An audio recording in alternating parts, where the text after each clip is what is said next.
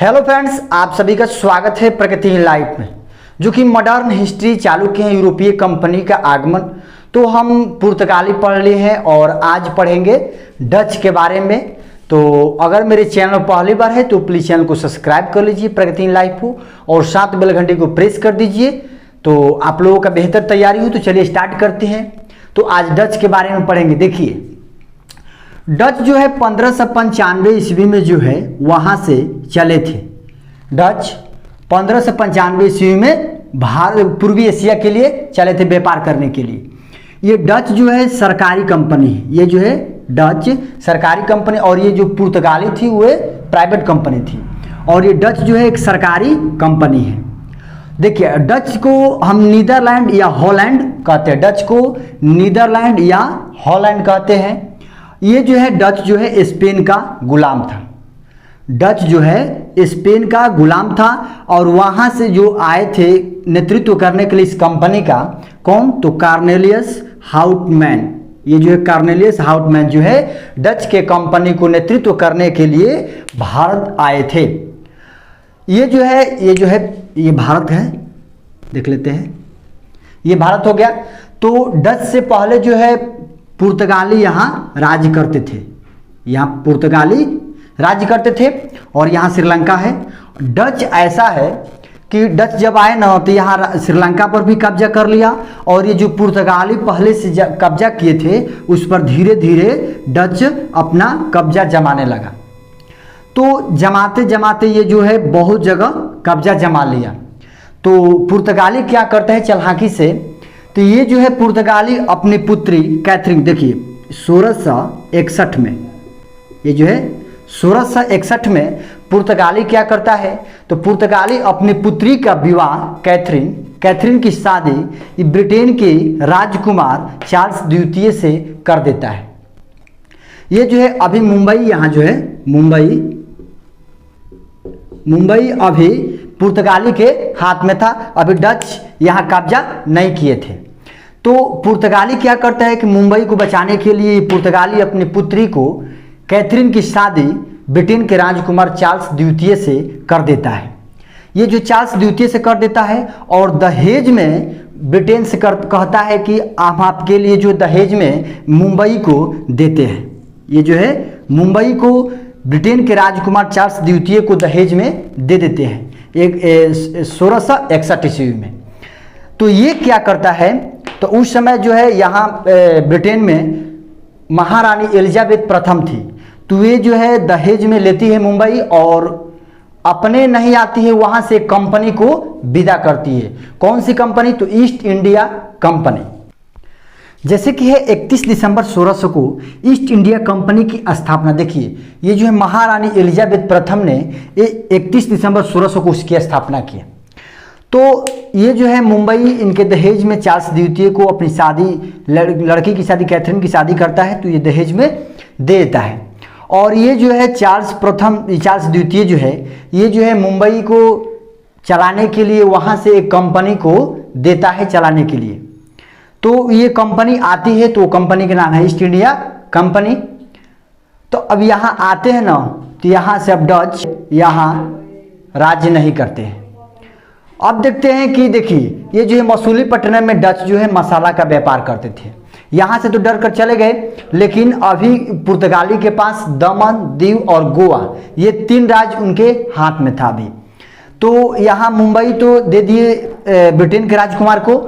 अब उसके बाद जो है ये इंडोनेशिया में मसाला का व्यापार करते थे। तो इंडोनेशिया में मसाला का व्यापार करते थे, और इंडिया में जो है सूती वस्त्र का व्यापार की प्रधानता दी। ये जो है इंडिया में जो है डच जो है सूती वस्त्र की प्रधानता दी, और सबसे ज़्यादा जो है इंडोनेशिया में ये इनको ज़्यादा व्यापार करने में मन लगता है। ये जो है डच जो है इंडोनेशिया में ज़्यादा व्यापार करने को जाते हैं, और यहाँ इंडिया में जो सूती वस्त्र का व्यापार करते थे। अब देखते हैं कि इनके साथ एक युद्ध होता है। ये कौन सा युद्ध है? तो 1759 ईस्वी में, 1759 ईस्वी में एक बेदरा का युद्ध होता है। 1759 ईस्वी में किसके बीच? तो अंग्रेज और डच के बीच। ये जो अंग्रेज और डच के बीच एक बेदरा का युद्ध होता है 1759 ईस्वी में, जिसमें डच जो है पराजित होता है। जब पराजित होता है तब यहीं से पता चलता है कि डच ज़्यादा दिन तक व्यापार अब नहीं करेंगे। तो यहाँ से अब अंग्रेज का प्रारंभ चालू होता है। तो अंग्रेज आते हैं तो 1600 ईस्वी में आते हैं। अब देखिए अब देखते हैं अंग्रेज के बारे में। तो चलिए देखते हैं अंग्रेज के बारे में। देखते हैं अब अंग्रेजी के बारे में, जो कि अंग्रेज 1600 ईस्वी में भारत आए थे। अब देखिए 1600 ईस्वी में आए थे और 1608 ईस्वी में अपनी कंपनी को स्थापित, कहाँ स्थापित की थी? 8 साल बाद जो है 8 साल बाद अपनी कंपनी को सूरत में स्थापित की। तो देखिए अंग्रेज जो आए तो 31 दिसंबर 1600 को ईस्ट इंडिया कंपनी की स्थापना किसने किया था? तो ब्रिटेन के महारानी एलिजाबेथ प्रथम ने। तो ये एग्जाम में पूछा जाएगा कि ईस्ट इंडिया कंपनी की स्थापना किसने किया था? तो महारानी एलिजाबेथ प्रथम ने। कब किया था? तो 31 दिसंबर 1600 को। अब देखिए क्या होता है, तो महारानी एलिजाबेथ प्रथम की मृत्यु जो है 1603 ईस्वी में उसकी मृत्यु हो जाती है। जब महारानी एलिजाबेथ प्रथम की मृत्यु हो जाती है तो वहां का शासक बनाया जाता है जेम्स प्रथम को। इसकी मृत्यु होने के बाद, जो एलिजाबेथ प्रथम की मृत्यु होने के बाद 1603 ईस्वी में वहां का शासक जेम्स प्रथम को बनाया जाता है। तो उस समय भारत में जो है मुगल वंश का शासन था। उस समय भारत पर मुगल वंश का शासन था और वहां का शासक कौन था? तो अकबर था। वहां का मुगल वंश का शासन था। जो मुगल वंश की संस्थापक जो है बाबर को माना जाता है, कहा जाता है। लेकिन उस समय जो अकबर शासक थे वहां के, तो अकबर शासक थे। अब देखते हैं जेम्स प्रथम जो वहां का शासक बन गया महारानी एलिजाबेथ प्रथम के बाद। तो ये जो है एक दूत को भारत भेजते हैं। ये जो एक दूत को भारत भेजते हैं और वे कैप्टन हॉकिंस को। ये जो है कैप्टन हॉकिंस को भारत में भेजते हैं 1608 ईस्वी में। ये जो भेजते हैं 1608 ईस्वी में अकबर के दरबार में ही भेजते हैं। ये अकबर के दरबार में फरमान लेकर आते हैं। तो लेकिन ये जो 1608 ईस्वी में आते हैं तो यहाँ क्या हो जाता है, तो अकबर की मृत्यु जो है 1605 ईस्वी में हो जाती है।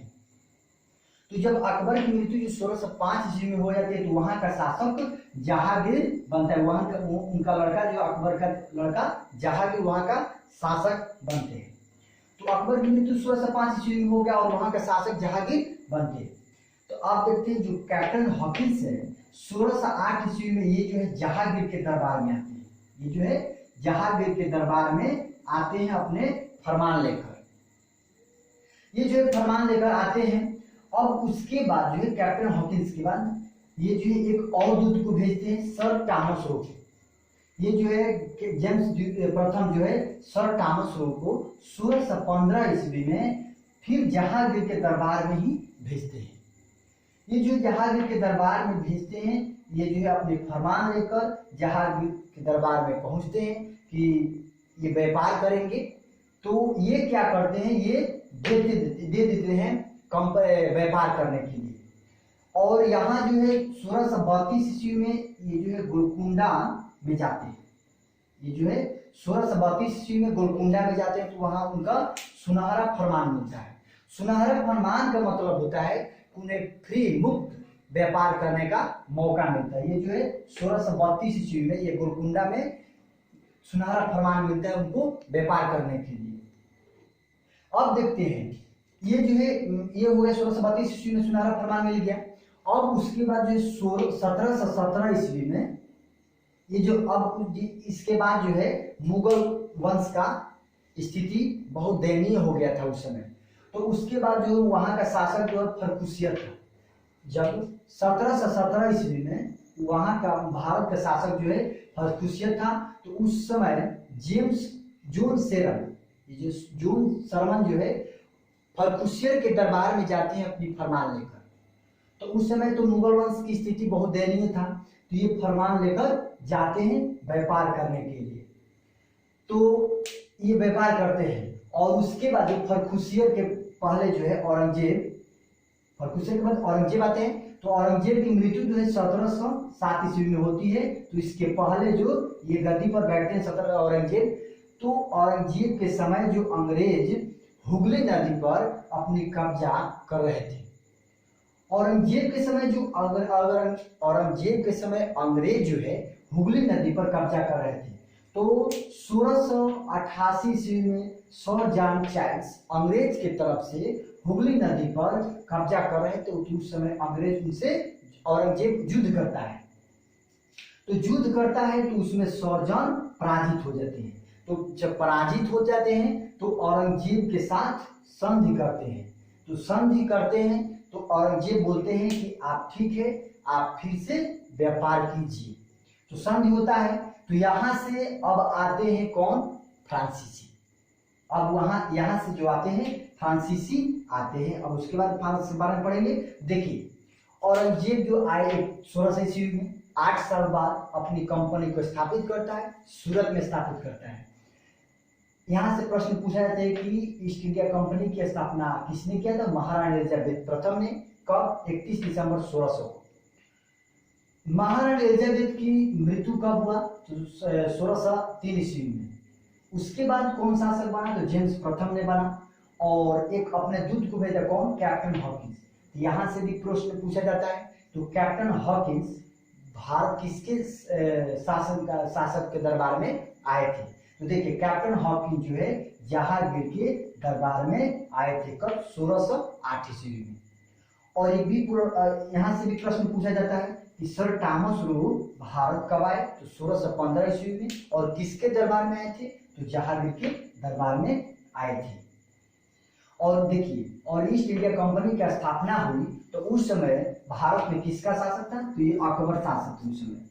ईस्ट इंडिया कंपनी की जब स्थापना हुई तो उस समय अकबर वहां का शासक थे। और ये जो 1717 ईस्वी में फर्रुखियर जो है फर्रुखियर के दरबार में आते हैं जॉन सरमन। ये जो जॉन सरमन जो है अपनी फरमान लेकर आते हैं व्यापार करने के लिए। तो उस समय मुगल वंश का स्थिति बहुत दयनीय था। तो उसके बाद जो अंग्रेज औरंगजेब होते हैं तो औरंगजेब शासन करते हैं।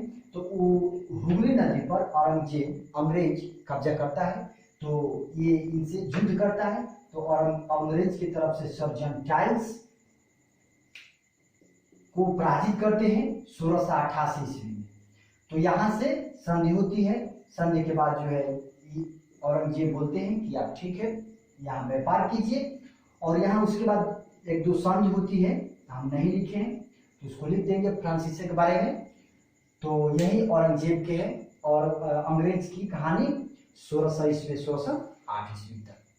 दोस्तों, वीडियो अच्छा लग रहा है तो प्लीज लाइक कीजिए, कमेंट में बताइए कि आप लोगों का वीडियो कैसा लगा। अब उसके बाद लेकर आएंगे फ्रांसीसी, उसके बाद मुगल, उसके बाद कर्नाटक युद्ध के बारे में बारी बारी से पढ़ेंगे, मॉडर्न हिस्ट्री। तो चलिए